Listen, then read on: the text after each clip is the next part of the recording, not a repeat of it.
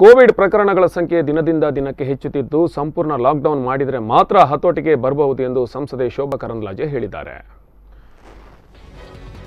ಉಡುಪಿಯಲ್ಲಿ ಈ ಬಗ್ಗೆ ಮಾತನಾಡಿದ ಅವರು, ಉಡುಪಿ ಜಿಲ್ಲೆಯಲ್ಲೂ ಕೂಡ ಪಾಸಿಟಿವ್ ಪ್ರಕರಣಗಳ ಸಂಖ್ಯೆ ಹೆಚ್ಚಾಗಿದೆ. ಜನತಾ ಲಾಕ್ಡೌನ್ನಿಂದ ನಿಯಂತ್ರಣ ಕಷ್ಟ. ಹಾಗಾಗಿ ಕಳೆದ ಬಾರಿಯಂತೆ ಅವಶ್ಯಕ ವಸ್ತುಗಳಿಗೆ ಮಾತ್ರ ಅವಕಾಶ ನೀಡಿ ಗಂಭೀರವಾಗಿ ಕರ್ಫ್ಯೂ ಮಾಡಬೇಕು. ಮುಂಬೈ, ಬೆಂಗಳೂರಿನಿಂದಲೂ ಜನ ಜಿಲ್ಲೆಗೆ ಬರ್ತಾ ಇದ್ದಾರೆ.